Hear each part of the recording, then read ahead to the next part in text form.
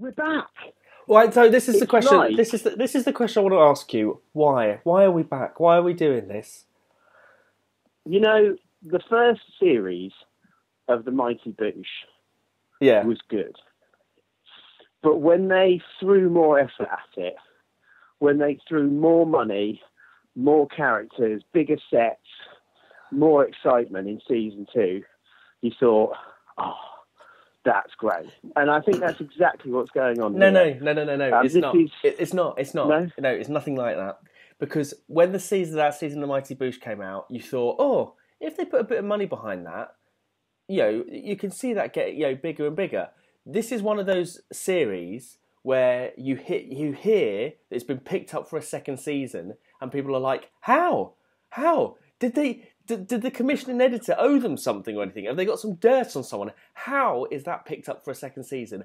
Everybody is in the situation, Lee, of wondering why we are going through this again. Right. I don't really have an answer for you, Jody. It's either who do you have the vendetta with? Is it with the Trail? Is it with everyone's favourite race director? Is it with Charles II? I'll tell you what it is. I'll tell you what it is. It's a bit like an abusive relationship. This Trail beats me up, but it loves me, and I think we've kind of grown to sort of hate each other, No, I don't know. No, I invested an awful lot of time last year. I don't think it's like that. I think you're the Joker. It's like the Lego Batman film. You're the Joker going, oh, this Trail, it really beats me up. And the Trail's going, who are you? What's your name again? What? I'm sorry. What? Sorry, who are you? And that's it. And that's the worst part about it. And this time you've dragged people along with you. I know. It's hilarious. So go on. So we've got let's talk. Here's what's brilliant. Here is what's brilliant. This is why this year is Aliens 2 and not Jaws 2. Okay. So different director. Yeah. So I'll give you an example of why this is Aliens 2. Jason's middle name is Charles, and he's in the army working for the government, and he's currently behind me, chasing me, and I'm a Stewart. Oh, yeah. Yeah. We're basically a two-man historical reenactment society. Yeah, but the difference is, will you escape? That's the thing. Will you get to Shoreham? Well, no. There are some inaccuracies. Charles II was 6'2", and the new model army was all about a natty tweed, whereas I think Jason prefers Kevlar. But other than that, it's pretty similar. So I remember last year you were in pretty good spirits at this point. So just let's set the scene here. So you're on day 2 now? I don't know. Jason and I were in a pub earlier. We slept in a pub earlier. A woman came over and she brought her child to come and see a statue, and she came close and it was me sleeping on 2 cushions on the floor in a pub. And it's yeah.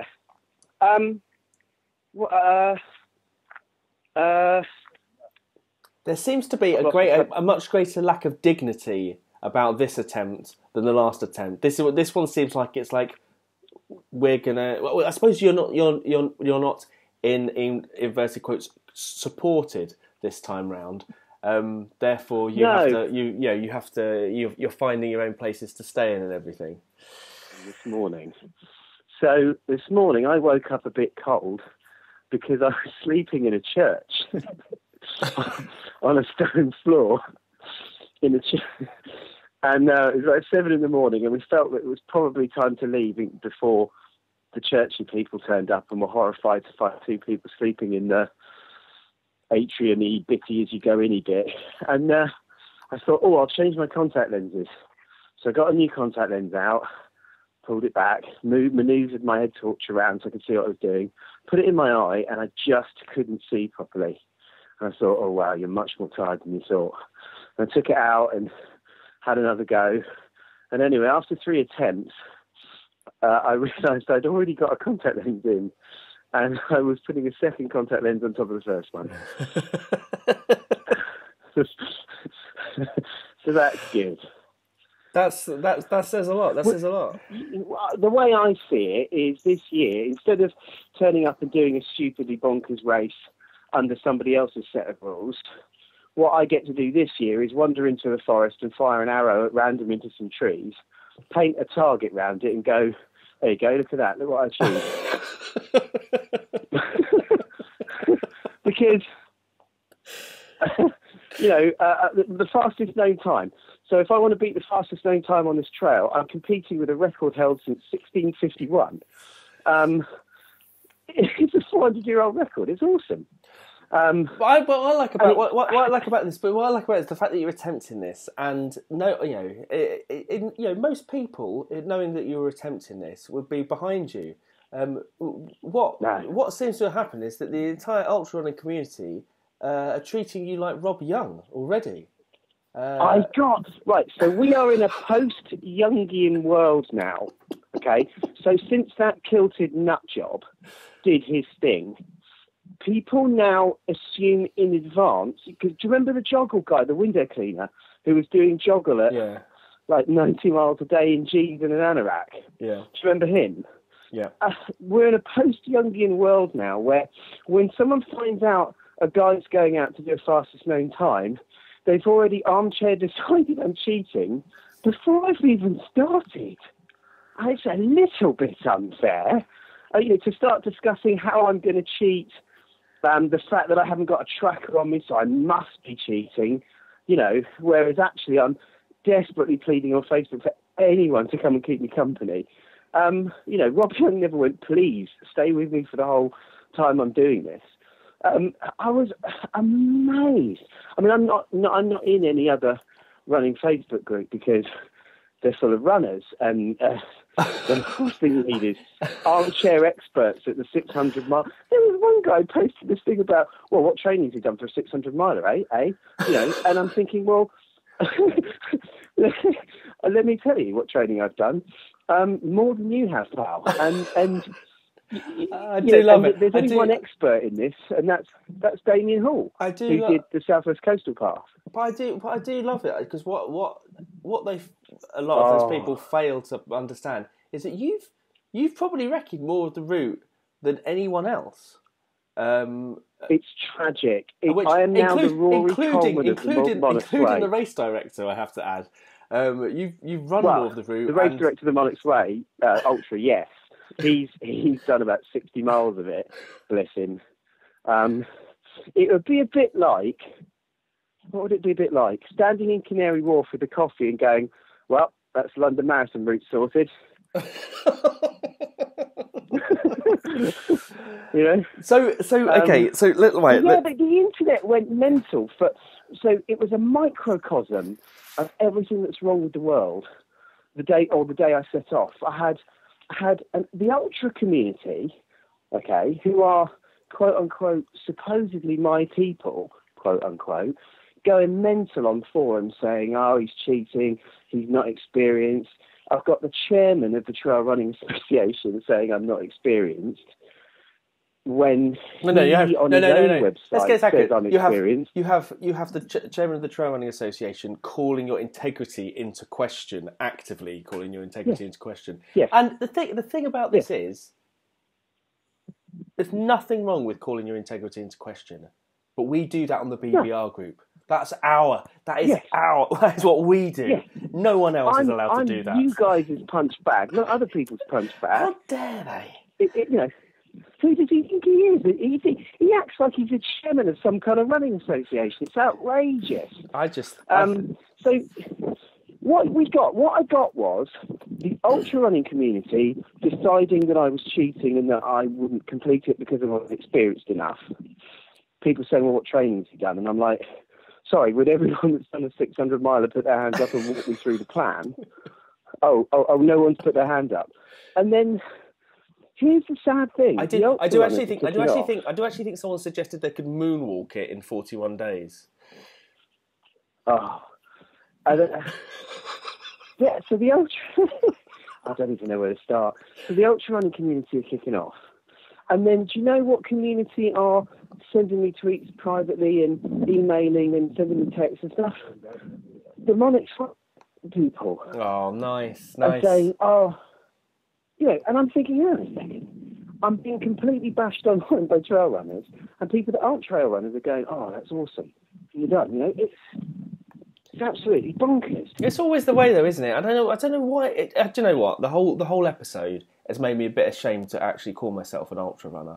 And it's one of those things that makes you realise why Bad Boy Running, you know, was set up and why we have our own Facebook group and everything like that.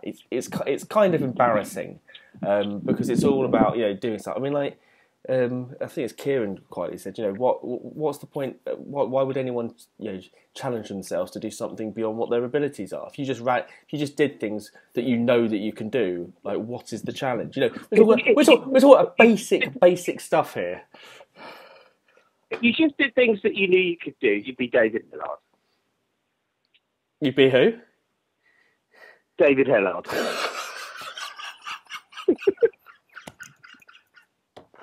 Look. If anyone says anything about David, the thing about David, he will go a long way to win a race. The problem is you're staying in this country and you're doing a race of much longer distance. This is the error that you're making. You want to find a monarch that escaped, that did a 5K in another country, and they didn't make it. So you do make it, and then you've got the fastest known time and successful. That's what you should have worked on. Yeah. Hang on a second, Jody. The guys with me are going the wrong way, and I just want to find out why. Guys, are you going back to the start? What's happening? Why are you going that way? Seriously? I've broken the British Army. Are you I might have to call you back, Jody. All right. I might be about to switch to... Are you that done, dude? Oh dear. Okay. I'll call you back in a bit, Jody. It might be a couple of hours though, dude. Oh, okay. All right. Right, bye. Bye. I was talking to you, happily talking bollocks like I always do. I turn around and they're walking the other direction. I'm like, oh, the British Army are retreating. This is a new development. Best quote for the Monarchs Way book ever from Major Jason Rhodes, about to be Brigadier Jason Rhodes, who's in charge of probably more men than the Duke of York now. Yeah. Quote unquote, I've been to Afghanistan and Iraq, and the other night with you in those floods up to our sides, I have never been in so much shit in my life. And he said, and then you turned around and said to me, oh, I'm having an episode, I'm about to shut down, sorry. And he was like, and I was ready to sack it in. And that was that. Bless him. So Jason was with you for what, the first few days, and yeah, and he has he's made it to 100 miles. So how many miles are you at now? Please hold. 100 and somewhere between 130 and 140. Okay, so you made. I don't know. I'm not a very experienced ultra runner, so I can never keep tabs of how many miles I've done. I'm Schrodinger's runner because obviously on Lingley's website I'm amazing, but on Facebook I'm inexperienced. So it depends. We were chatting about this today. We were like, okay, so Linley's deeply concerned. Who was it? Bruno said he was reading through the comments, and Linley's on Facebook going, I'm deeply concerned about him, you know. He lacks experience for this challenge. And Bruno's sitting there going, right, hang on a second. So the challenge is to do the Monarchs Way. And Lee has recce'd the whole Monarchs Way, done the Monarchs Way Ultra, and come the third furthest out of 6 people that have ever done it. He's done a Centurion 100, the MDS, and Mongolia. What the fuck do you have to do to be experienced? I know. To have a crack at it. I know. How do you... Well, I'm already the Rory Coleman of the Monarchs Way. What the fuck else have I got to do? Am I going to have to get a Monarchs Way tattoo? Are you going to build a career out of training people for the Monarchs? Do you know what I'm going to do? If I get a Monarchs Way tattoo, I'm going to stick it in the wrong place on my body, slightly wonky, pointing the wrong way. What would the Monarchs Way tattoo be? What would the Monarchs Way logo? But what I'd do is I'd go into the tattoo parlour and say, could you just put it on one butt cheek for me? And then they do the ink and stuff, and then I'd turn and look and go, why is it on my fucking neck? Why is it upside down? That doesn't make any sense. And they'll go, it's Monarchs Way, mate, deal with it. So, is your relationship with the Monarchs? We were talking about relationships and everything. So, your relationship with the Monarchs after now that you've lost Jason. So, Bruno's been with you. How long has Bruno been with you for? Right. No, we have to stop. We have to stop this immediately. Okay. We need to stop this negative news media about the Monarchs Way using terms like lost, dropped out. What we need to use is has come to his senses. He's realised there are better alternatives, which includes everything. Yes, he's weighed up the pros, he's weighed up the cons, and on a balance of probabilities, he's decided absolutely, categorically, that he does not want to be in Birmingham. Yeah, I can understand that. I can really understand that. So, okay, so you right. So let's catch up with where you were last night when he dropped out, because you were about to tell me about There's two things: situation in terms of the flooding. So the weather's been bad, and there's been a lot of flooding. The weather we've had some weather, and it's been British. So it turns out Shropshire is at least 60 feet below sea level. Okay. It's the only explanation for how a county can flood so badly, and it all just stays in the fields. It's nuts. But yeah, we had some ridiculously bad weather on what was moving into our second evening, because we set off at just before midnight when we first started. So coming up to our second midnight, going into our quote unquote second day, the weather was biblical, and we were going up what was normally a trail path with roots and stuff, going uphill, but we were going up a river. Jason used the phrase weight of water. In that it was pushing against our thighs enough that I was worried I was going to fall over. And Jason was sort of looking at me going, I'm not doing this for 625 miles, mate. This is a whitewater rafting holiday and we brought the wrong kit. And it was really bad. And then, I don't know why, I've forgotten all of the basics again, Jody. Well, I mean, obviously I know this because I'm an inexperienced runner. But I've forgotten all the basic stuff, like try and eat quite a lot. Try not to be an idiot. That kind of stuff. So, I don't know, I was so busy on stuff, I kind of didn't eat enough. And then while we're going up through this river the wrong way, my brain does that. My brain just did that thing that went, oh, you're completely out of sugar, mate. You've got 30 seconds before your brain goes to emergency power save mode. And I managed to turn to Jason and just say, Jason, I'd like to apologise, but I've got nothing left. And that was it. I literally shut down. And I wasn't making a lot of sense. And I realised I just hadn't eaten anything. And so I'm now trying to walk up through a river and put Haribo in my mouth at the same time. And we've got to, and you know how bad, you know this, how bad your decision making is when you're tired and you've run a long way. No. It's like the same problem you get if you're a drinker and people that drink and go, oh, I'm fine to drive. And you're like, you're really not, mate. You're not even close to fine, but you think you are. Yeah. And I was thinking that I was making brilliant decisions. And I was making terrible decisions. And we had torrential rain come down. And there to our right is this giant hay barn. It is dry. Yeah. It has hay in it. And it is just there. And I'm going, well, it's near someone's house.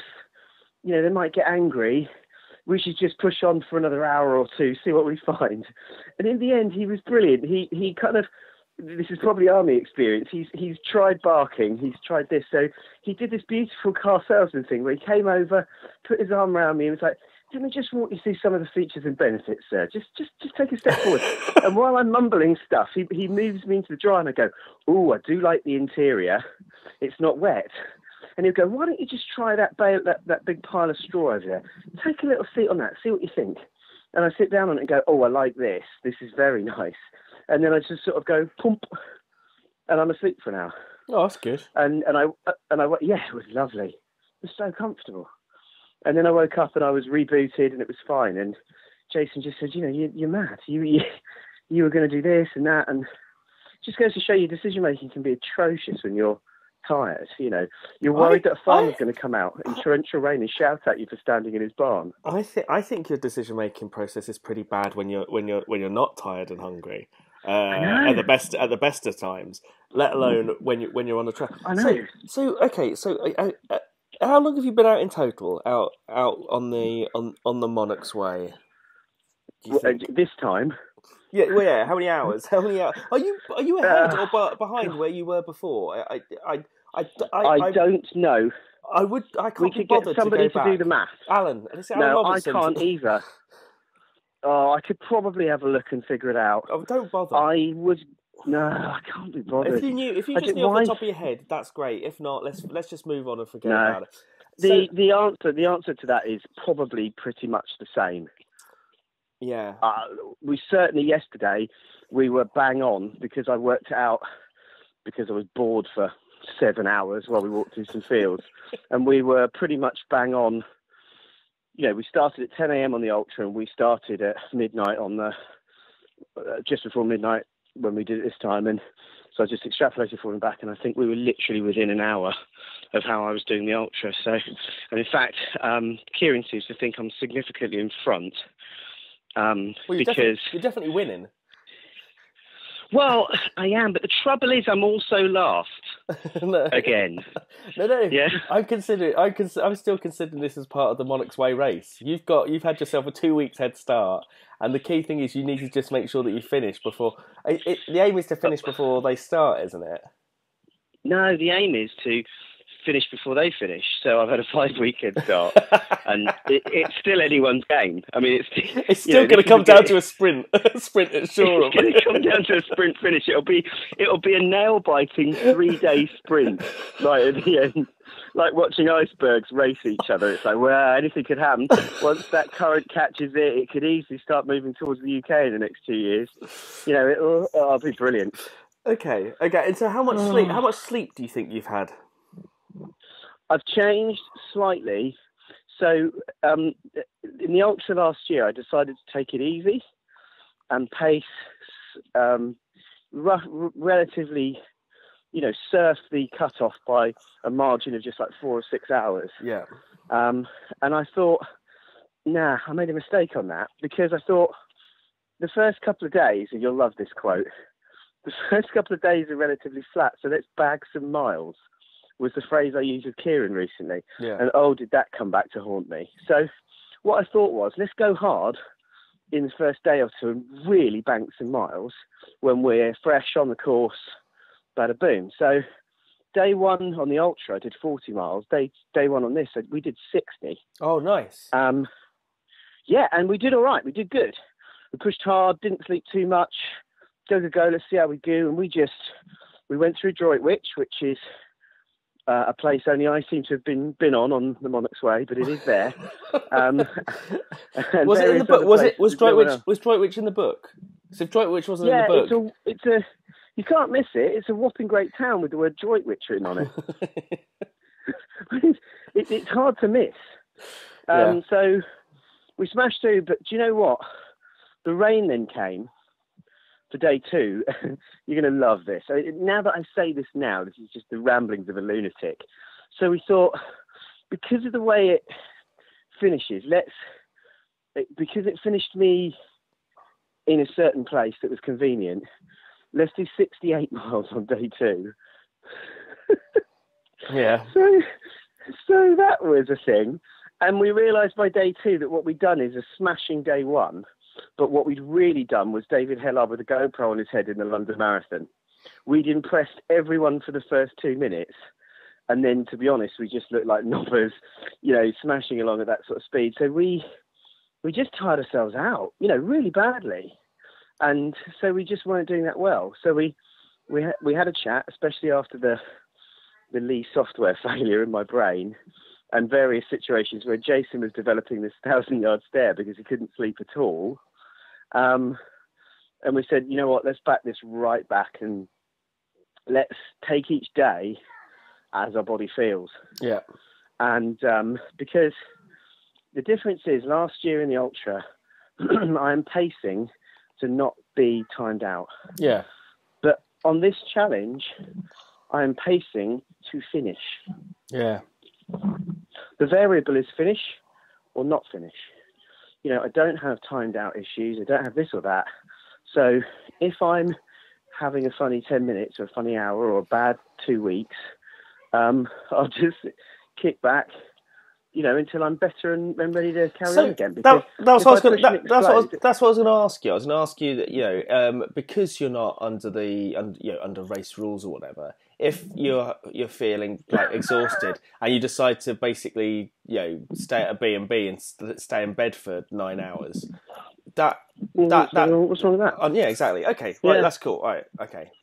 Apparently, again, I'm not privy to it because I'm inexperienced, but there are experienced armchair people on Facebook who have apparently an enormous list of rules for how you submit a fastest known time.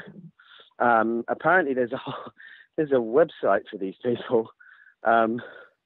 I would have thought it was a lunatic asylum, but there's a whole list of things you have to meet the criteria of various things. But again, for all the people talking online about, oh, he should have a tracker, which by the way I now do have. It's my own challenge. Yeah. I wanted to do it for me. I'm not doing it for a medal or, I don't know, money. I'm certainly not doing it for money. It's a personal challenge. Can I do it? No one's done it. Can I do it? It's like the 10,000 calorie challenge. It's like someone kicking off at me and saying, well, to be honestly, we've gone over the video footage in the breakfast thing, and you did do a little bit of a wet burp, and when no one was looking, you put some back on the plate, and you dropped a chip. But what I like is that how people are advising you about a race that up until about 4 seconds earlier they'd never heard of. And yet, continuously, I've got non-runners coming out on the course. This morning, I got up at -1 centigrade o'clock. Your body clock moves according to the temperature outside. So at -1 o'clock, your body goes, "Oh, emergency! I seem to be locked in a freezer. Wake up and move." So I got up about 6:30, having gone to bed at 5, and it was freezing, so I had to get moving quickly. Just sort of stuff my gear in the bag, and I just start walking along this canal path, and there's a lady standing at the next bridge with a cup of coffee and a toasted cheese sandwich. Really? And I'm looking at it going, that can't be for me. And as I get closer, she goes, I haven't got any milk, and I haven't got a mug for you to take it with, so you'll have to drink it while I walk with you. And she's one of the wardens from the Monarchs Way, and she's come out at 6:30 in the morning because she said she'd been keeping an eye on the tracker and she wasn't that far away. So the moment she saw it start to move, she knew I'd probably want some breakfast. Oh, that's sweet. And she came out, she walked with me. She said, I can only really do 20 minutes because my ankle hurts. So I was like, oh, you are a runner. You've just got your excuse in early. Yeah. And then you know what? We got talking and we talked about all sorts of stuff. She walked with me for nearly an hour. She had to phone her husband in the end and say, I'm basically miles away, can you come get me? And we talked and it was brilliant. And I've had someone else come out this afternoon, and Bruno's come to see me and collect the money that people were donating to me as a tramp this afternoon, which was simultaneously embarrassing and also quite funny. So when we came out the other side of the Netherton Tunnel, yeah. So for those people that don't know, the Netherton Tunnel is this very, very long canal tunnel. It was dark in there and I had no horizon. And because I'm quite tired, my body went, oh, it's nighttime. And then it went, oh, we're in space. And so I had no sense of balance in this tunnel. And Bruno's going, oh, let's turn the torches off and see what happens. I'm like, let's not do that, Bruno, because at the moment, you're the only reason I know I'm the right way up. So we got out the other side and I said, listen, mate, I've been moving for something like 6 hours. I need to have a little lie down. And he said, oh, I'll just stay with you and keep you safe. And I said, that's actually really brilliant.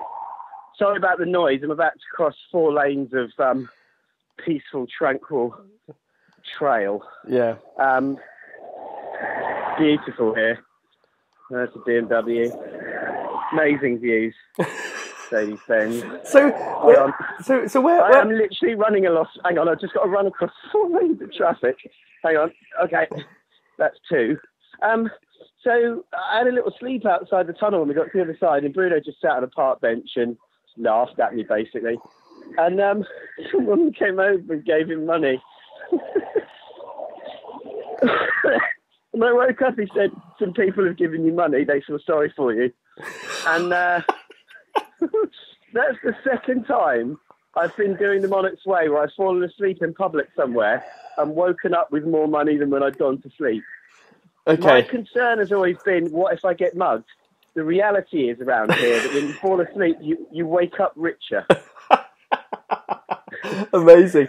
So I think so. I understand. I'm just going to get past this road, so then we're all right again. Oh. This could be another interruption. You can experience your injury now. This is a perfect excuse to not have to do it anymore by jumping in front of a car or getting some kind of injury. I've tried, but they swerve and all sorts. They won't hit me. Depressing. So people that have been following you on the tracker. So we saw the thing when you were in the tunnel, yes, because we heard you shouting. Well, I disappeared.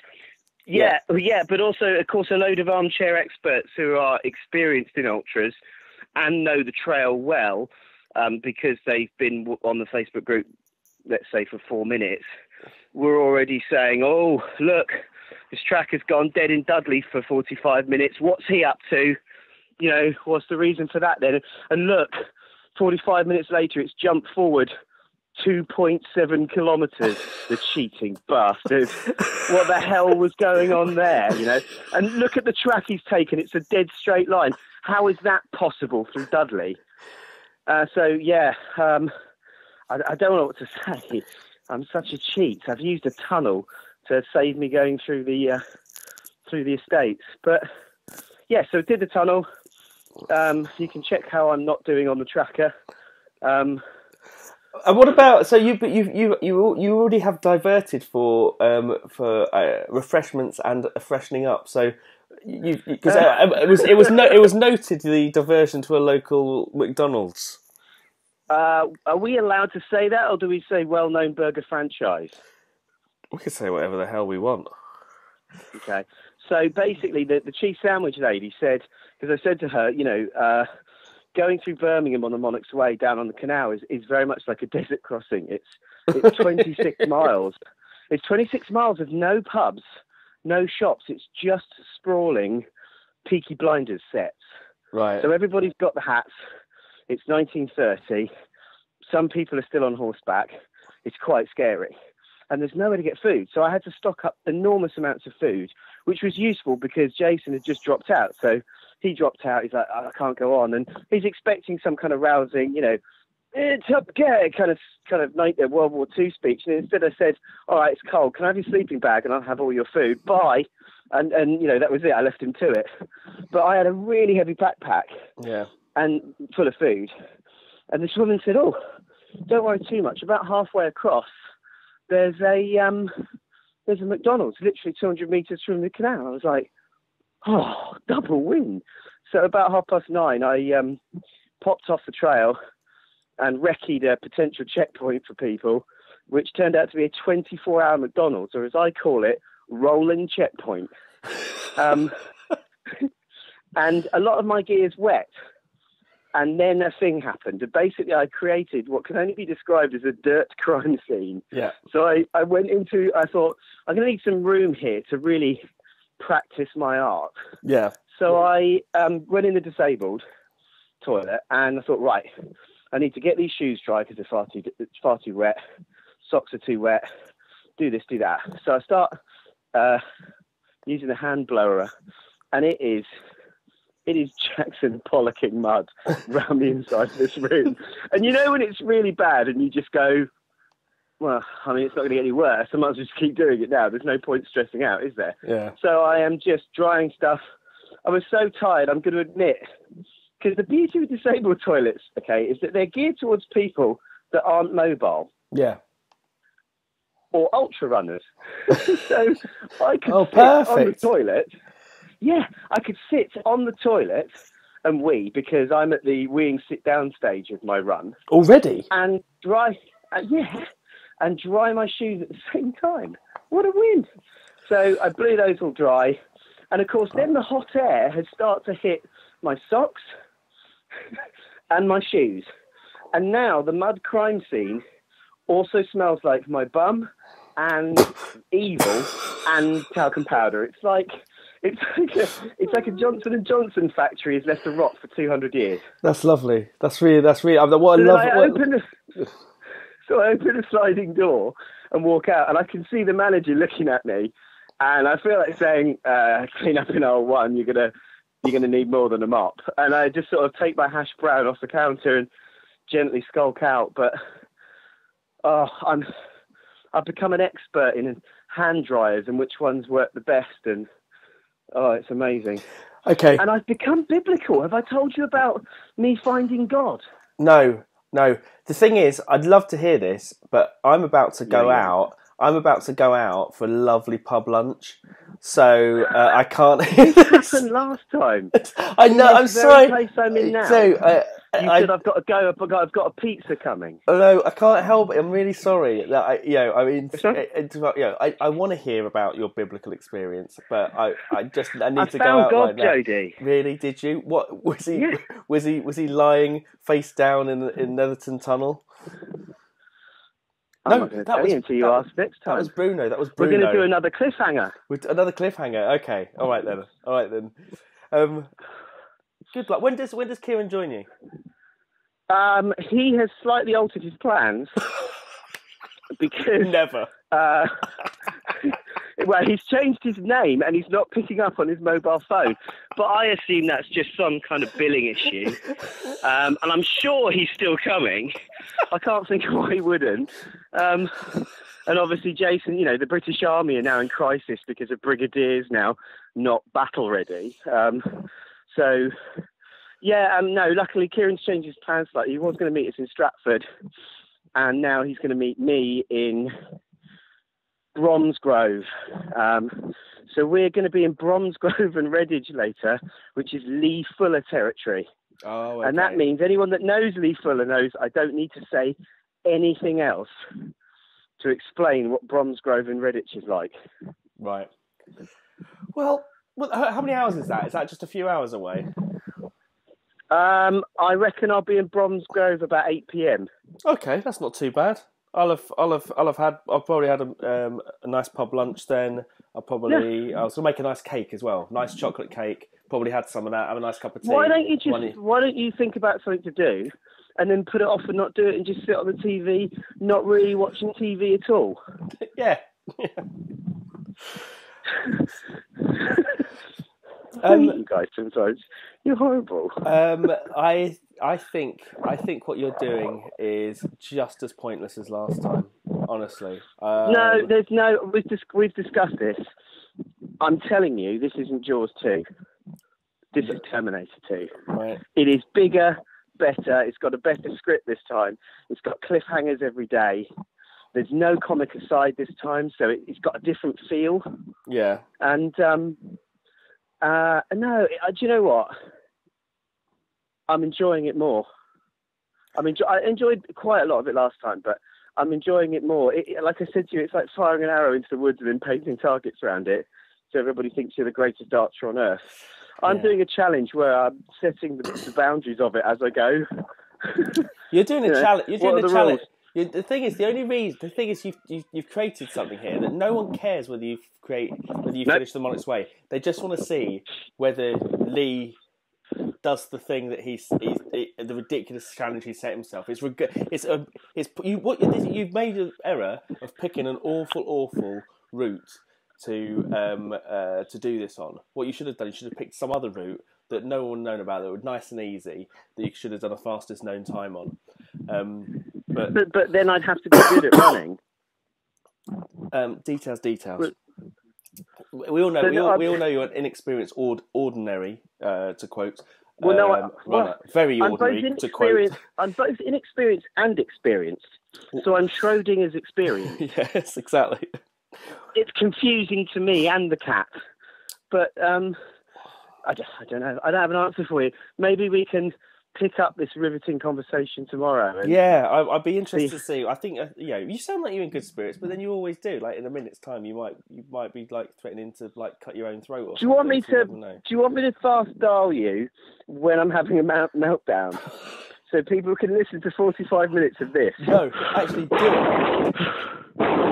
Just that for 45 minutes. Do you want me to? Because it'll be hilarious when I take a photo of me ignoring that call. What you can do is you can just do it as an outtakes thing, can't you? To the Tony Hart music or something. Okay, all right. We need to talk about God.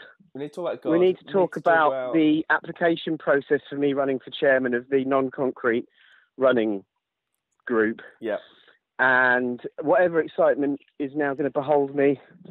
But interestingly, the next day and a half, we're going to pass where I was forcibly removed from last year. So we'll be in uncharted distance territory. And I think if my Vorder maths is bad enough, I'll be possibly even a whole day further ahead for the distance than I was on the ultra. Oh, look at this! Look at this! You should. Thing is, I'm talking ultra smack. You're talking ultra smack, and what you should be doing is talking about how bad your ankle is, how bad your knee is. You're doing it all wrong. You're not an experienced ultra runner. You are talking too much about expectations. I have. I've done a terrible thing. Oh, we should probably talk about crotch bacon as well tomorrow. Right. Just jot that down. On that bombshell, I've got to go and have a pub lunch. You go and enjoy yourself, my man. I'm off to the Cotswolds. I'll speak to you tomorrow in Jeremy Clarkson territory. See you later. See ya. Bye.